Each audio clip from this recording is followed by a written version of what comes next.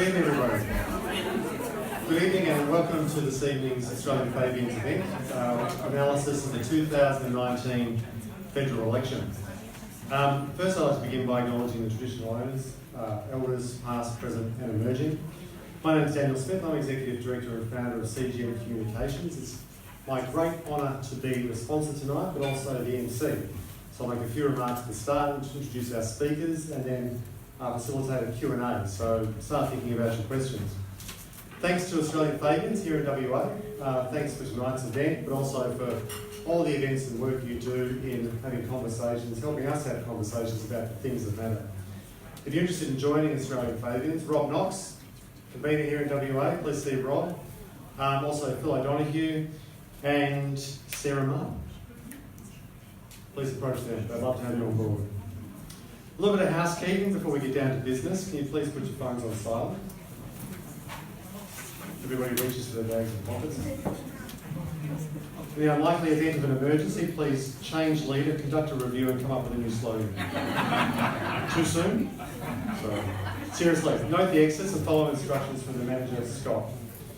The drink service from the bar will remain open throughout the event this evening, so please feel free to jump up and grab yourself a refreshment. There'll be hot food. Like I said, it's already almost finished. Yes, please jump in, pass it around as well so everybody can share in it. As I said, following our presentations, there'll be time for a Q&A. We'll sit out here, we'll have a microphone. Please think of some questions. Please keep your comments and your questions brief so we can give as many people an opportunity as possible to get in. So, another shock election result. Or was it? I can see by tonight's turnout, we've already a lot of people here looking for answers, with questions, probably some opinions, probably all of the above. Is the result most like 2004? Is it like 1993? Or is it like 1963? I hope not. Was the polling really that wrong? Should we really be surprised that people are worried about the economy and jobs? And why is the quantitative research getting such a hard time? What about the qualitative work? What did it miss? To ponder these and many other questions, we're joined by two first-rate political analysts. The hiding behind me, but the first one is Karen Luscombe, second William Bowe. Karen is Principal Research for WA Opinion Polls, which for more than 25 years has conducted focus groups and polling research here in WA and federal politics for the AOP. She and Jim Lamev, also at WAOP, conducted focus groups and polling work across the country for the AOP for the 1993 federal election, the John Hewson GST True Believers election, which is one of the elections that this election's result is being compared with. William Bowe is an electoral analyst for Crikey and a regular participant in federal and state election-like coverage for ABC Radio. He's been the publisher of the blog The Poll Budget for more than 10 years, providing commentary on election campaigns, opinion polls and voting behaviour. So we've got an excellent panel. I'm going to invite Karen to give her presentation first, followed by William, and then we'll be back for some Q&A. Please welcome Karen. Thank you very much, Daniel. I have to largely read this because I'm not allowed to go over time. There have been many articles written about this election, and there have been a lot of very excellent analysis done, and I really commend people to have a look at that particular material that's coming out recently in The Guardian, The Conversation, and of course on the ABC. We did the research for Federal Labor in 1990 and 1993. We were young and we put off having a family until after the 1993 election. Some important points to make from 1990 and 93 elections. In 90 and 93, Labor had very regional battles. We focused on what was happening in marginal seats in each state. That was the work that was done. The overall analysis in published polls really was not seen as particularly pertinent. So the average across the country was not important. It was what was happening in Western Australia, what was happening in Victoria, what was happening in Queensland, and so forth. There were major problems in Victoria and Western Australia. In 90 in particular was an election where the result in WA made the difference and the eyes of the nation really did turn west once the polls closed here to find out what was going to happen on that occasion. 93 was much harder. The very important lesson in '93 was the emerging volatility, where we saw more voters moving their votes than had ever been seen before. Traditional allegiances were breaking down, and there were increasing numbers of soft voters, due in large part to the challenges being faced by people affected by the changing economy. The history of tariff reductions and deregulations causing a lot of people to be adrift, causing a lot of blue-collar workers a lot of grief at that time. There were very big swings against Labor leading into the '93 campaign, and it was a painstaking task to find the narrow path to victory on that occasion. But it involved listening to a lot of rage and finding the issues that Labor could craft strong messages on. It particularly involved keeping the focus of attention on the Liberals' policy plans that included not just the GST, which everybody has talked about since, but removal of bulk billing in Medicare for most people, individual work contracts in industrial relations, and basic changes in the welfare system. So there were a lot of fundamental shifts proposed there. And we wanted people to be looking at those and not at the anger people felt towards Labor over so many things. The expectations of who would win were leading people to focus on one side or the other. So that was an extremely important conversation, and I don't know why people have forgotten the dangers that lie in being seen as the comfortable winner in any election, and all the problems that flow from that, even in one's own campaign. Coming out of the '93 election, a lot of people in the Labor Party took the view that the following election would be easier to win. We voiced a contrary view that many of the issues would be gone, such as the GST and the threat to Medicare, and there was an increasing problem connecting and communicating with blue-collar workers and others who were being severely affected by all the economic changes that were going on. People didn't understand the growing volatility in the Australian community, that people changed their votes, often at the last minute, and were becoming increasingly willing to do so. The role of good research is to listen to people and to understand the issues that are important to them, how they're responding to the policies and issues of the times, how they're likely to respond in the future based on the problems they're facing, and how to connect and communicate with them. Inherently not so much to predict results as to change them. The task for a campaign is to build the narratives and the arguments over a long period of time and to bring all that together at the end in a clear and powerful campaign that emphasises strong points of difference, i.e. why the others are the wrong choice, and what your plan for the future is. Coming close last time doesn't mean anything. It's a changed landscape and the issues have taken a different shape in between. So, research we've done in WA this year has a fair bit to say about what occurred here, and so my comments now are very focused mostly on how people feel in WA. I'm sure there were different issues elsewhere, and I touch on those where I can. We were finding through all our research that people feel very strongly here that many people in WA are doing it tough, households are struggling, cost of living is high, people's wages and incomes have not kept pace, and I think that word incomes is important as well as the word wages. There is a lot of unemployment and there's a lot of underemployment. Unemployment among young people is high, graduates are not getting jobs in their fields. There's negative equity with people in places like Ellenbrook owing more on their houses than what they are worth. Very importantly, incomes have reduced and are insecure. Many people are dependent on short-term contracts, casual positions, part-time jobs, or having to work as contractors and small business people. So the main issues people were concerned about were these, and these are compiled from a number of sources: jobs for young people, insecurity of incomes, reduced incomes, the cost of living, and pressure on household finances, and that, is a constellation of issues that all fit together. Also, health and education, those were very major issues of concern for people at the start of this year. Also, climate change is emerging much more strongly than in previous years, even though there hasn't been a strong discussion about that in WA. people are very concerned from all the other media that they read. Also, aged care, improving the economy, border security and reducing immigration, and particular issues in health such as mental health in particular. What we found in our research was that there were people swinging away from the Liberals, but there were also people swinging away from Labor for a range of reasons. And this was clearly giving the Liberals many opportunities to develop vote-shifting arguments. We couldn't see evidence that people had a clear view of the reasons to vote Labor rather than Liberal this time round, remembering that soft voters need to be convinced to vote for you all over again each time.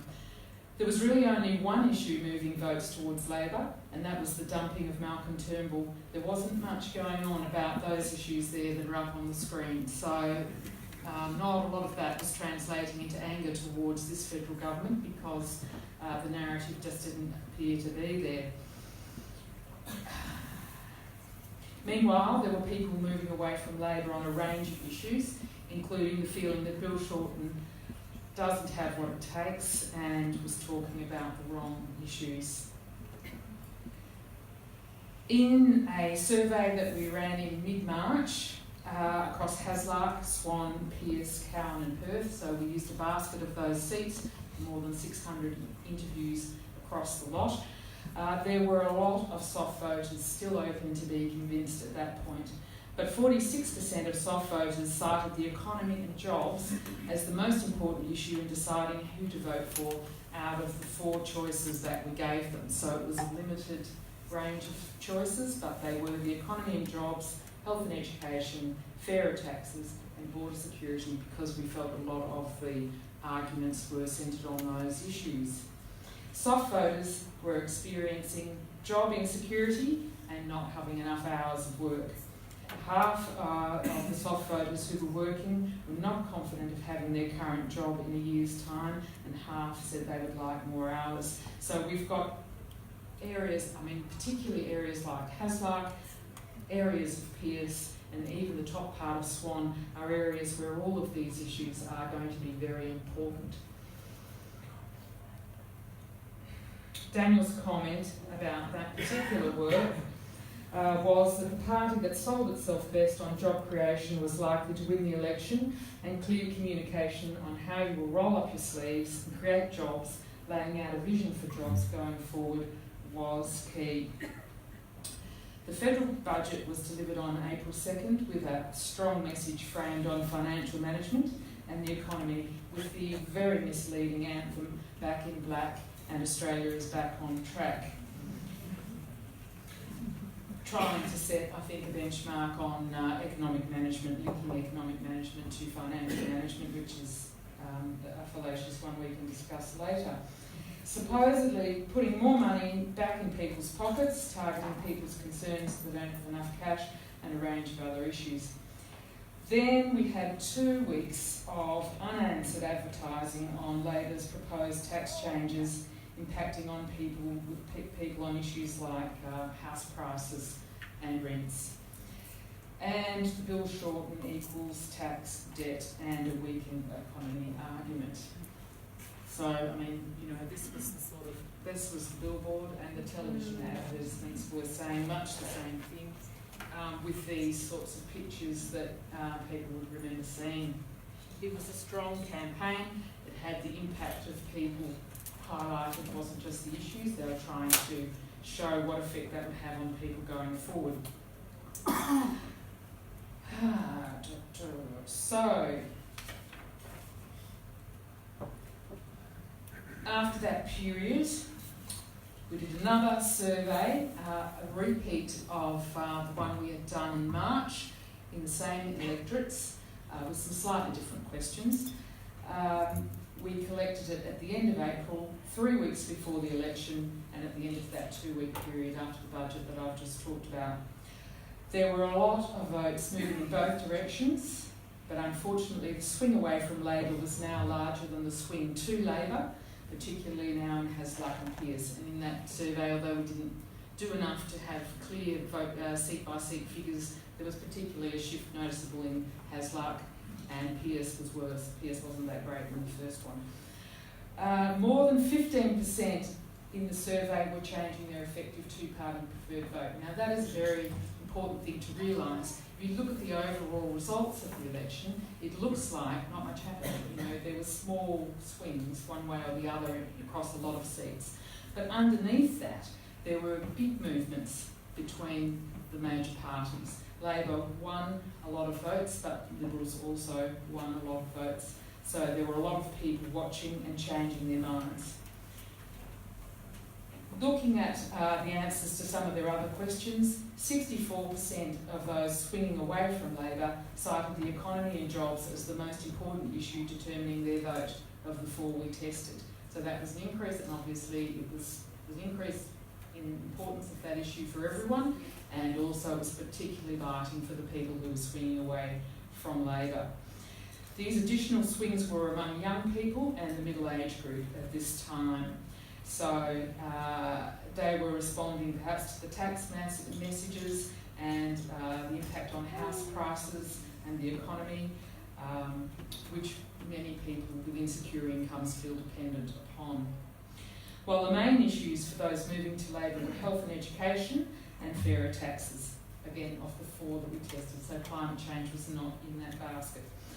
Among soft voters, the Liberals were seen as having a better plan on jobs, and the Liberals had the lead on having the better plan on tax. This was extremely troubling data, obviously, and Labor was going to be playing catch-up in WA after that. I was waiting for a hard-hitting Labor campaign with a strong vision. I was concerned that they'd left their run too late. In the event, that's not what we got. So I think a lot of people feel that it was a poor advertising campaign. The advertising campaign is the one place where you can control the message and get cut through. It's the opportunity to counterbalance a hostile media and even to get the message through when it's not being communicated clearly in other places. Labor's advertising and messaging appeared to be based on things that were relevant 6 months ago, but not now. Labor's advertising campaign has been described as complacent and unfocused and failing to exploit the coalition's weaknesses. Now, the ads must target issues that concern people and the effect that will have on them in the future in a way that connects with soft voters in marginal seats, not people who follow politics closely all the time. It's not about political point scoring, it has to be about the things that are important to people. Labor's plans in health and education needed to be framed against the history of cuts under the Liberals. People no longer had a clear understanding of those, and because most recent political history had been too confused. The teachers' campaign was helpful, but more was needed. The point about the terrible disunity and dysfunction in the Liberal Party is that they've been asleep at the wheel on so many issues that are affecting the standard of living for people in marginal seats. Developing the jobs of the future, addressing insecure work, underemployment and incomes, and the higher cost of living, as well as climate change. So that was what we needed to hear. It wasn't there. Labor also had good policies that were announced too late, not explained clearly. A lot of people wouldn't have heard them. Bill Shorten's image and capacity to communicate the message were problems that the Liberals exploited. It said that he was not liked and not trusted, and that Bill Shorten's public appearances have been described as wooden and unrelatable. For electors in WA, the material that we were hearing, he appeared to be very carefully repeating something he memorised earlier without the right inflection in his speech, and therefore without communicating genuineness, conviction and capability. The key point is that he was not able to communicate Labor's messages. He was not able to convince people that he knew what he was doing and was up to the job. So people said things like, I'm pro-Labor, but I'm not sure he's up to the job of Prime Minister. A lot of people said to us, I don't have confidence in either of them, and the Liberals did a better job of convincing people to have more confidence in Scott Morrison. I thought the debates were much better, and he was appearing to speak in a connected way a much higher proportion of the time, but it was too little, too late and not enough of the right people were listening. Scott Morrison's performance and image were tightly managed for the messages they wanted to convey, namely his rock-solid confidence that he was about supporting a stronger economy to look after people's jobs and their future prosperity, support small business and give people back more money. It appears that Scott Morrison was able to connect with electors in Queensland and regional areas more effectively than even Malcolm Turnbull did previously. In the final days, Bob Hawke's passing afforded Scott Morrison the opportunity to look and sound more prime ministerial and more connected than Bill Shorten, and without the smugness, that is a significant weakness for Morrison. So pulling it all together, it's about understanding the core values and what they mean in the context of the problems of modern Australia, developing core points of difference, developing a narrative over an extended period of time, listening to people, understanding the problems that are facing people, understanding how policies are going to interact with the narratives that people have, connecting in a cohesive way with those concerns with clear messages so that the campaign messages resonate with where people are at, and running local campaigns off a strong umbrella of core messages. I saw strong local campaigns this time with good candidates and local information on education and health, and this can be very effective, but it needs to have that strong umbrella of core messages from the central campaign to support them. On the positive side, understanding the volatility and the importance of narratives and values built up over time, we need to understand that this situation is not set in stone at all. There is a capacity to engage people in Queensland, the most decentralised state, and people in the outer suburbs of WA. This is not anything as simple as coal versus the environment. It has a lot to do with who cares about us, jobs, the cost of living, and the elements that underpin the well-being of people who don't have high incomes in each of those regions in our modern economy. Pulling the threads together and explaining it to people clearly that demonstrate that you actually understand and that you are on the ball and can take action to address both pressing current and long-term problems. Labor had a good story on jobs. They didn't pull it all together and put it out clearly. There was infrastructure spending, health and education, which are big areas of employment that people see as very important. They had a small business initiative and whatever it was, they were going to do about 457 visas and more. They had a lot of good policies, but they were not communicated in a way that connected well enough with working people in marginal seats. The latest themes that were put forward and the people working hard in those local campaigns did win a lot of votes.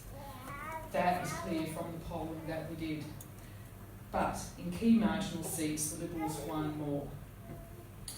People are prepared to listen. They are craving answers to many of the long-term problems that are underpinning their futures where they live, including the future of work and incomes in this country.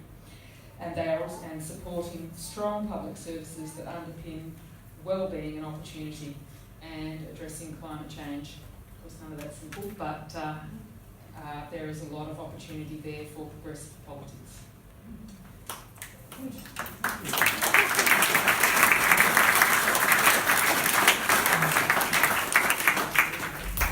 Thank you, Karen. I've already outlined William's credentials, so I'll just briefly welcome him to the voting.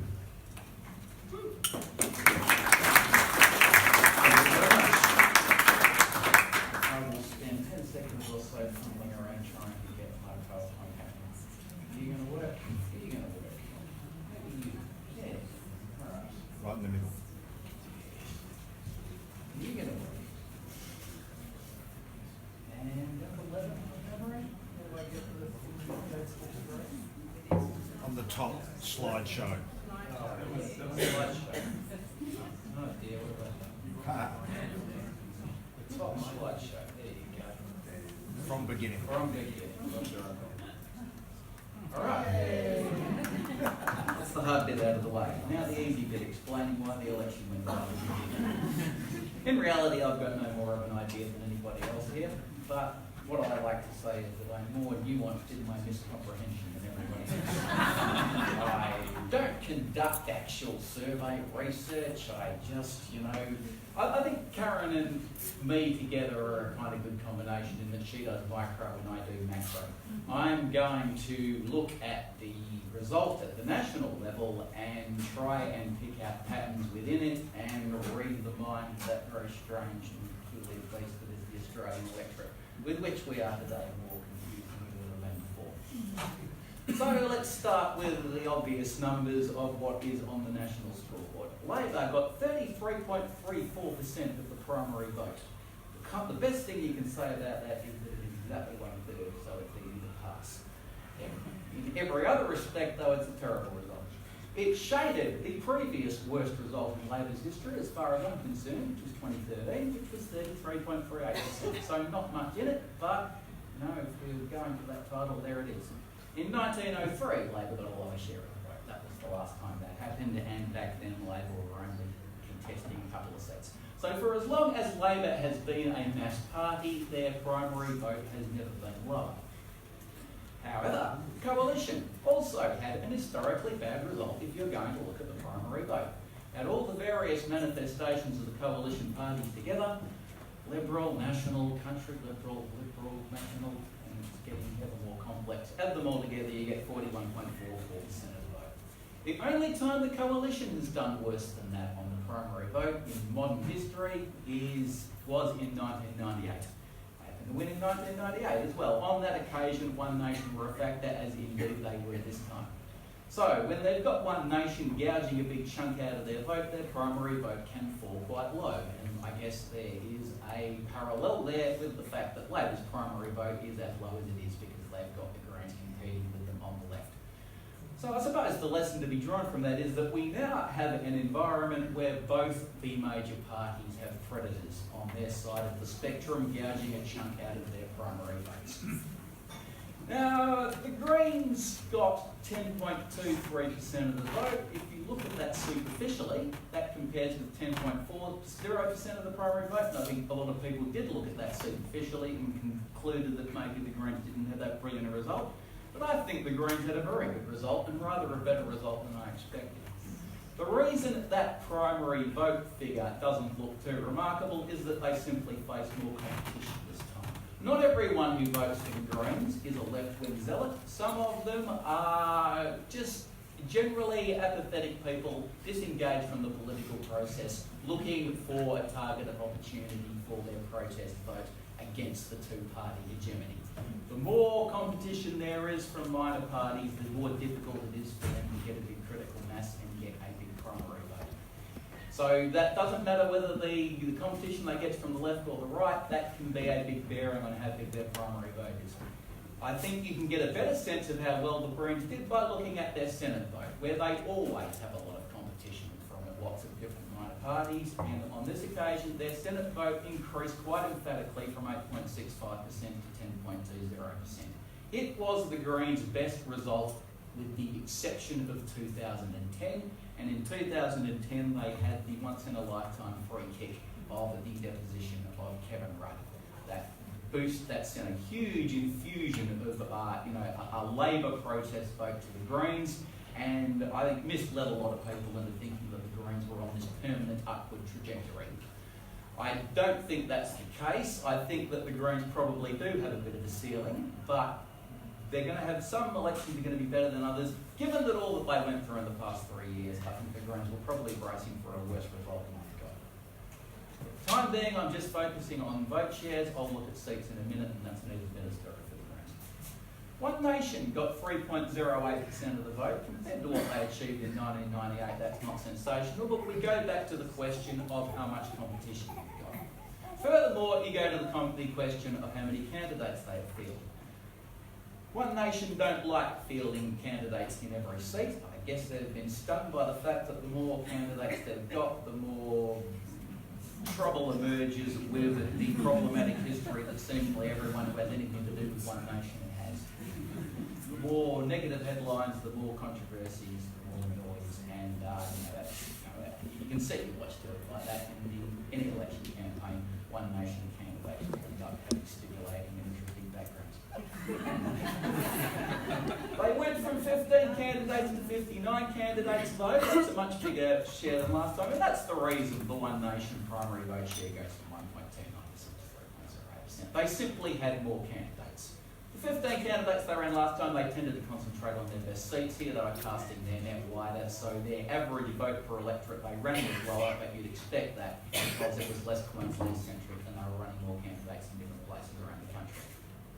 One person who didn't care about the background of his candidates was Clive Palmer.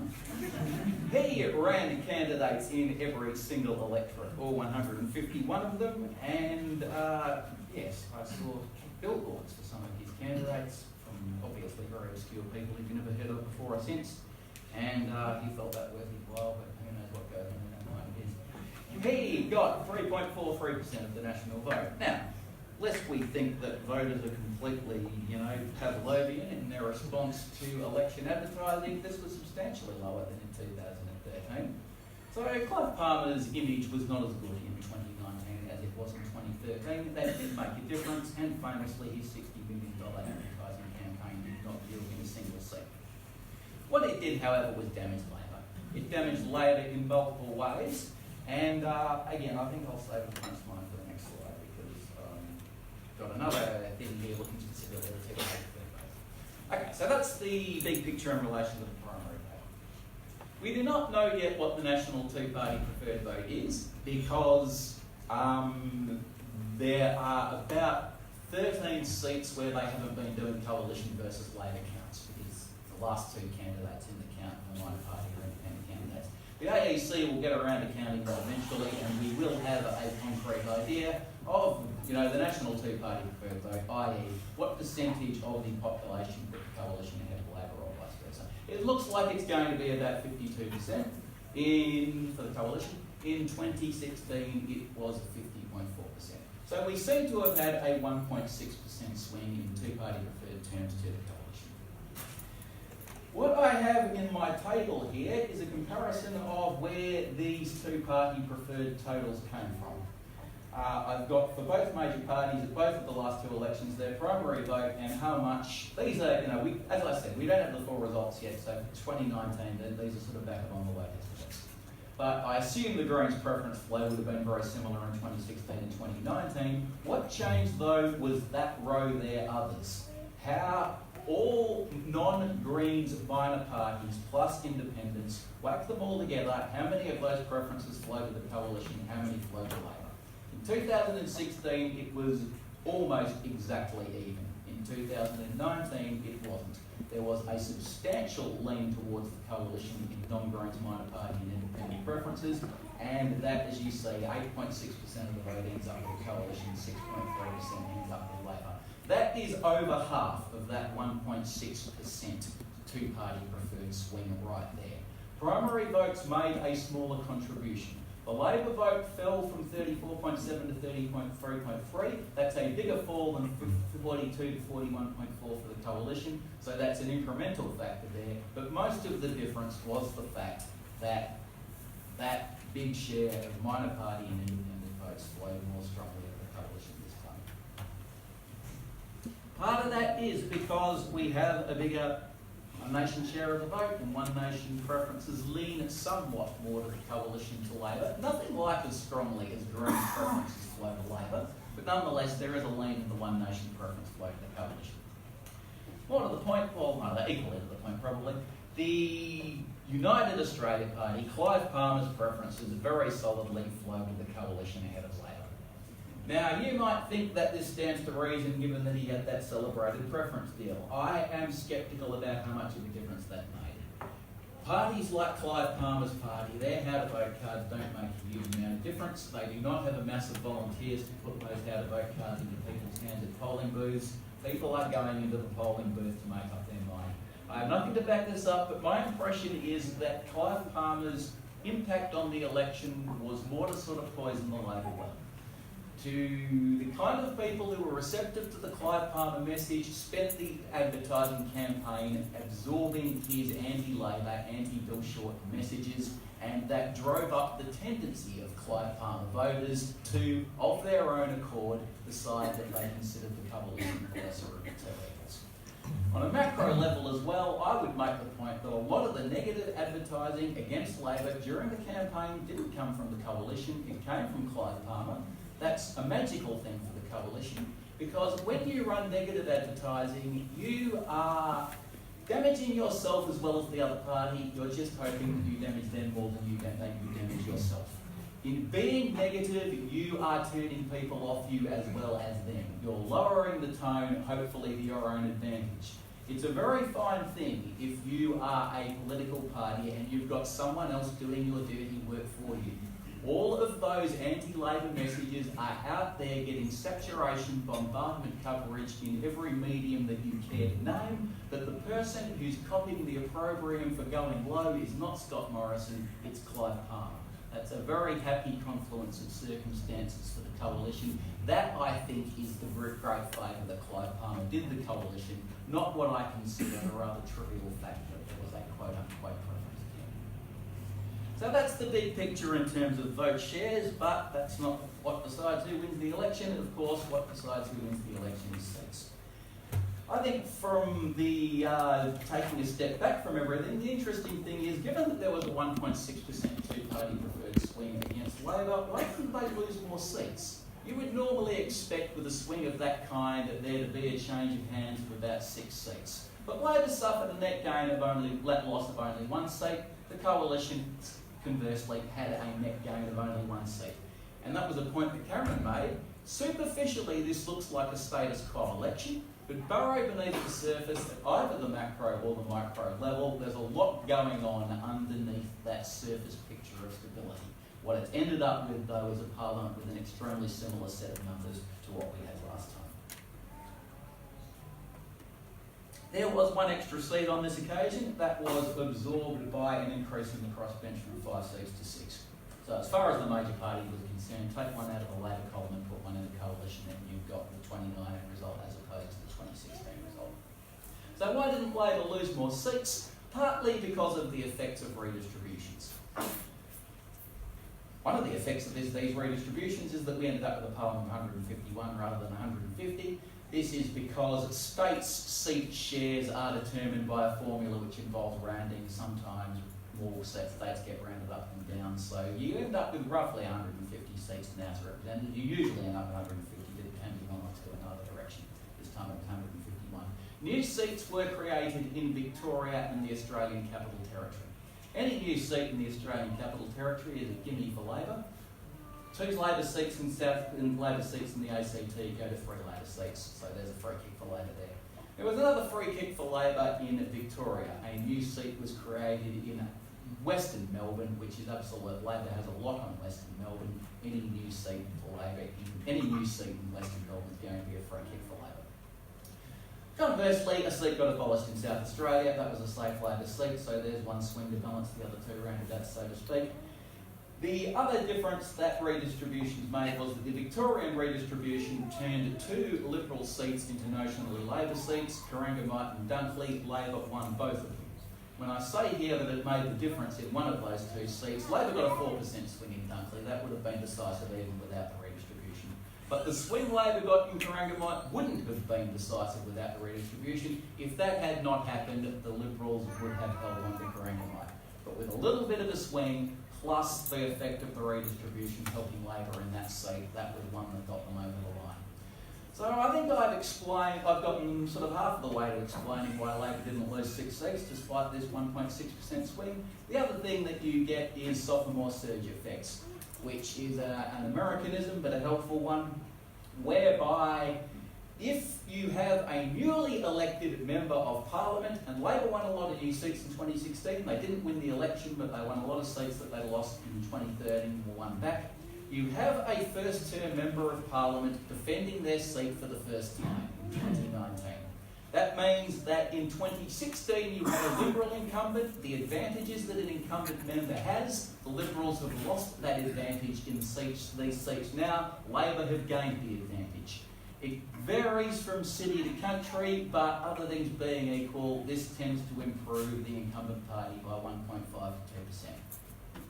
Now this meant the difference between Labor victory and defeat, I think, very clearly in 2 seats, one of which was Anne Ali and Cowan. She won a 0.7% winning margin in 2016, so in 2019 we have a Labor member defending Cowan as opposed to a Liberal member defending it.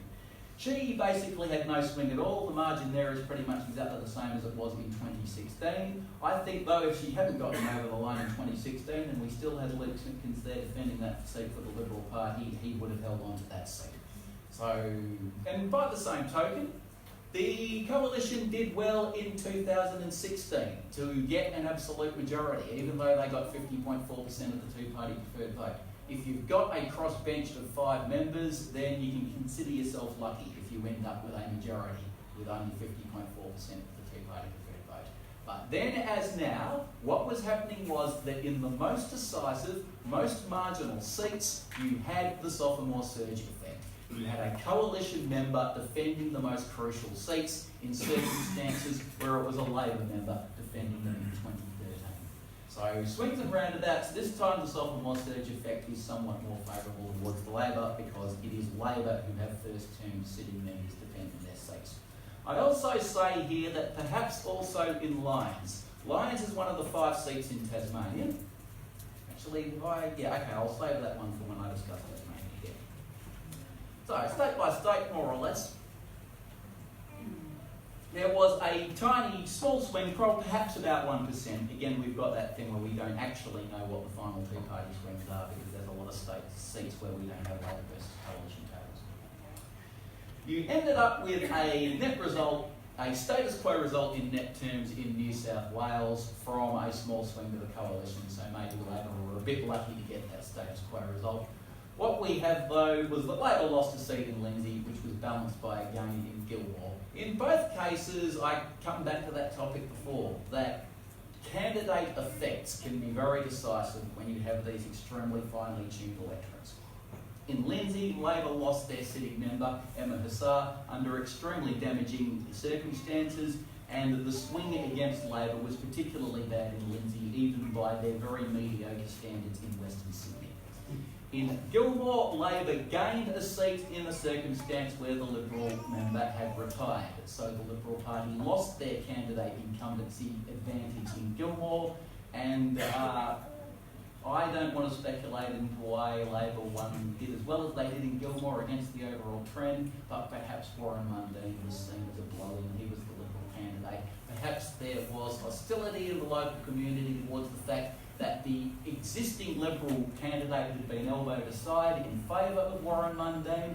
When you get these, I don't think this looms too largely in the mind of the average voter. The things that do loom large in the mind of the average voter are all the things that Karen was discussing. But when you get down to these absolute line ball seats, these little candidate factors can make enough people feel aggrieved when they make a result. And those were the 2 seats where, against an overall stable trend, the difference went one way or the other. There was effectively no swing in Victoria, which was bitterly disappointing for Labor, coming as it did after the result of the state election in November, when the two-party preferred vote was 57-43. And another point Karen raised is that it can be a very damaging place to be in when everyone thinks that you are the clear favourite to win the election. Maybe if the Victorian election hadn't sent such a clear signal that the Malcolm Turnbull demise was ruinous for the coalition, the campaign and dynamic might have played out differently. But one thing that everybody was expecting was that huge swing to the Labor Party in the state election would have at least some of an echo with the federal election, and it didn't end up happening. Labor did gain 3 seats in Victoria, but one of those was the new seat of Fraser, which, as I said, was effectively a free kick, and the other 2 seats were redistribution influenced as well. As I also said, not decisively in the state assembly. So while Labor did gain 3 seats in Victoria, they were hoping for an awful lot more than that.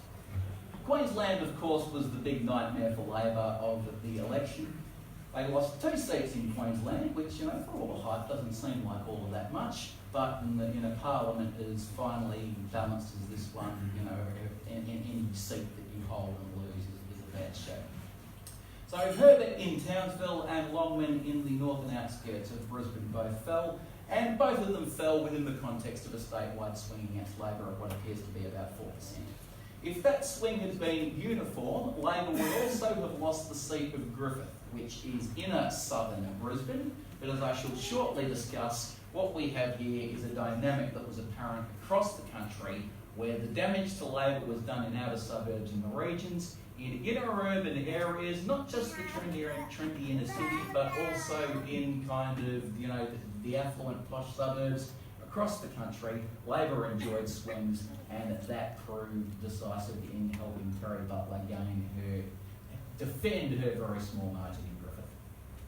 In Tasmania, to get back to a point that I was going to make, Labor lost Bass and Breton, the two seats in northern Tasmania. This maintained the record of extraordinary volatility in northern Tasmania. Bass in particular has changed hands in 1993, 1996, 1998, 2014, 2007, 2013, 2016, 2019. That's 8 elections out of 10. Bass has changed hands. So maybe we shouldn't have been surprised. Maybe we should just take it to the bank that Bass is going to change hands and chalk that down as a loss. But hope springs eternal.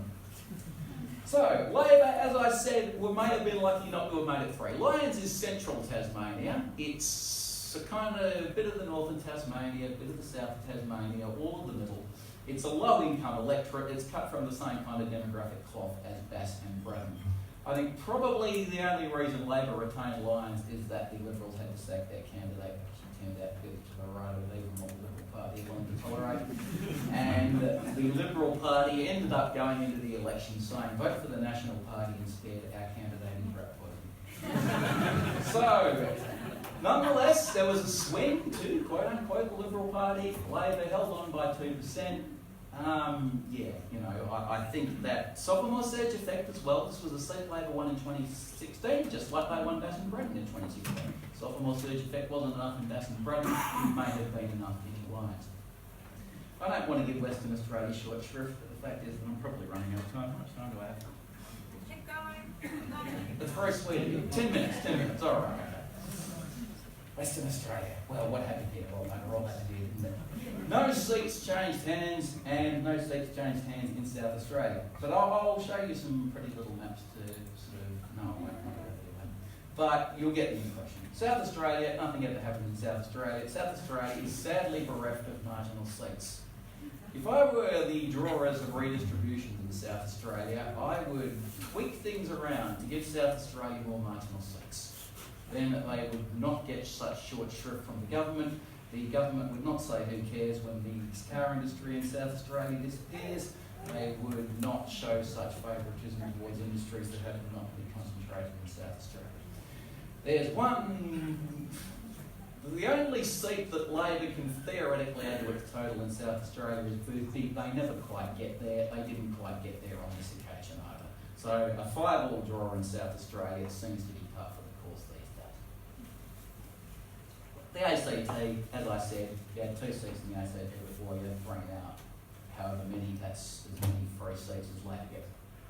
Interestingly, Labor held its ground in the Northern Territory. There was a lot of talk in the kind of articles, which I was sort of rolling my eyes at a bit, which I shouldn't have been in hindsight, about the coalition's path to victory. We were led to understand that that path ran through the seat of Solomon, which covers Darwin. And a lot of time was spent in Solomon by both sides. Scott Morrison visited Darwin at least twice during the election campaign. Clearly the coalition had high hopes for Solomon, and I kept hearing that the Territory Labor government of Michael Gunner was terribly unpopular in Northern Territory. I'll have to take their word for it. I don't have the faintest idea what going on in Northern Territory politics, but apparently there are a lot of reasons for people to be disaffected with Labor in Northern Territory on account of the Territory government. Nonetheless, that was one sort of glimmer of hope Labor had on election night, was as the sort of wave on election night rolls from east to west. You know, we get the early results in, oh dear, Labor aren't doing very well in Queensland, let's hope that the other states save the day. If you were watching that as a Labor partisan, you would have watched with trepidation, waiting for Northern Territory to come in, hoping that that was okay, and then hoping that Western Australia would somehow save the day. But Northern Territory went off without incident. Labor retained both of those 2 seats. Sadly for Labor, Western Australia also went off without incident, and that none of the seats Labor was targeted in that case. Alright, that is the the geographical picture of what happened. Here is my rather amateur attempt to probe into demographics. Now, I should probably apologise for what's known as the ecological fallacy here. I am investigating the demographic characteristics of the areas surrounding individual polling booths here. What I've done here is an analysis to determine the extent to which various demographic indicators help determine the size of, as I have characterised it here, the swing against Labor. Now, you can mislead yourself with this kind of thing, and my favourite example of this is that if you look at the way voting works at aggregate level in the United States, look at the deep red states of the deep south, look at the blue states of California, New York. If you looked at that from a distance, you'd think, oh, well, this is easy. Rich people vote Democrat, poor people vote Republican. The dirt poor areas of the United States are deep red, the wealthiest parts are blue. However, that would completely lead you astray. It is simply not the case. Or just as in Australia, wealthier people vote Conservative parties. So with that qualification added, you need to take a little bit of caution in drawing inferences about the way individuals vote by looking at seat results, booth results, state results, whatever else. Nonetheless, they can help you point in the right direction if you view them judiciously and regard them as to a point at all you should be researching. So what I've done here is try to calculate the extent to which a demographic indicator helps predict the swing against Labor, to Labor actually, in a particular area. So when I say median income at 0.32 with a asterisk, you can't sketch all the asterisk. What I mean here is that there was a significant effect whereby the wealthier an area was, the better Labor did in relative terms, in swing terms, in that particular area. So wealthy and better educated areas swung to Labor, lower income and less educated areas swung particularly forcefully to the Coalition. And extrapolate that lesson down the table, the more home ownership, the more people owned their homes, the more greater tendency there was to swing to Labor. Not to vote Labor in absolute terms, but for Labor to have done better than they did in 2016. The other interesting thing, well, there's a number of interesting things, and the other thing I should explain here is that all of these effects are independent of each other. It's not just the case that people who own homes tend to be wealthy. These impacts are being measured independently of each other. If an area was wealthy and especially concentrated in people owning their homes rather than paying off their mortgages, then Labor did especially well in that area. You have to add all of these effects together to get a picture of what was going on in a particular area. Now, the thing that's most interesting to me, if I wrote an article about it the other day, is that secular/no religion. There seems to have been a social conservative backlash going on against Labor at this election, which proved to be more forceful than Labor realised. So many of you out there no doubt mocked Scott Morrison when he started speaking in tongues at that kind of Pentecostal church service, but I suspect that hit the mark. And I suspect when, a few days before the election, Bill Shorten attacked Scott Morrison for not coming out and saying that gay people wouldn't go to hell, I think that was a mistake. I think he should have downplayed the issue altogether rather than draw people's attention to the fact that Scott Morrison is a religious person and Bill Shorten is not. Because if you do read the article that I had in Crikey which explored this, the religious vote is more variable than the non-religious vote. More people on the non-religious people are more left-leaning, more Labor and Greens voting, but they are more stable in their voting patterns. People who are religious tend to be more up for grabs. And I calculated that based on survey research between the 2013 and 2016 elections, there was no change in the vote among people who were not religious. Among people who were religious, there was a 7% swing from the Coalition to Labor. People who were 2013 to 2016, remember I'm not talking about the current election. People who were on side with Tony Abbott because they recognised him as a religious person, a lot of them were alienated by Malcolm Turnbull, and the coalition lost a lot of votes that way. So this shows up in what I've done here, my secular/no religion thing. Areas that were more religious swung especially heavily against Labor. Now, the rest of it is all to do with employment, and the trend that emerges there is that you get negative numbers for people who are in kind of blue-collar occupations and positive ones for people who are in professional/technical occupations. That, I think, has been explored pretty well by Karen already. Add all this together, and what we end up with is good results, relatively good results for Labor in inner urban areas, bad results for Labor in outer suburban and regional areas. The other point that I've made here is that Labor did badly in the Chinese communities of Sydney and Melbourne. And I'd go into that if I had time, but I think I'm probably stretching it as a little bit as it is. But nonetheless, 3 seats that Labor really would have been very optimistic about this time 6 months ago. Reid, Banks and Chisholm, the first 2 in Sydney, the third one in Melbourne. Both of these are real hubs of the Chinese community, and for reasons which let's not get bogged down, but for one reason or another, the Chinese community really did swing quite forcefully to the Liberal Party on this occasion. The final point that I make on this slide is that many of these swings are a case of reversing what happened in 2016. This is the thing you always need to bear in mind when you're looking at swings. It's too easy to look at them and say that this is all about what happened at this election. Very often what they tell you about is what happened last time. And what happened last time was that effect that I explored, that Malcolm Turnbull alienated a lot of social conservative sentiment, and a lot of socially conservative people who will vote Labor for economic reasons did vote Labor in 2016. In 2019, Scott Morrison seems to be successful in bringing them back on board. Now, here we have some, I don't know how clear this is, but I hope it is. On the left we've got Sydney, on the right we've got Brisbane. I could have used any of the 5 capital cities, the mainland capital cities, to make this point, but these are the 2 where I think it came through clearest and most interestingly, where the pattern of swings was that I kept referring to. In the inner city of Sydney, you've got strong swings to Labor. On the North Shore of Sydney, you've got swings to Labor. Not enough to get Labor within cooey of winning any of these seats in the North Shore, and this was a pattern in Labor as well. Labor got good swings in seats like Higgins and Goldstein, and that's nice, but they're never going to win those seats. So Labor were punching into thin air where the swing was accumulating towards them.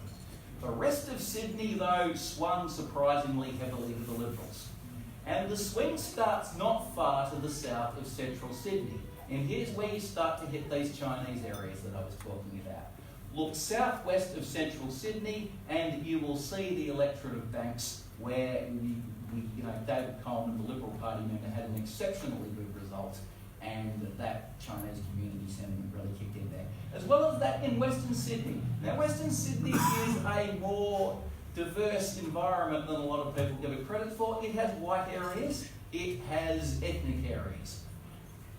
Both of them swung heavily towards the Liberal Party. Not decisively in the case of the seats which had high Lebanese and Vietnamese populations, but nonetheless, all of these sorts of areas swing heavily to the Liberal Party.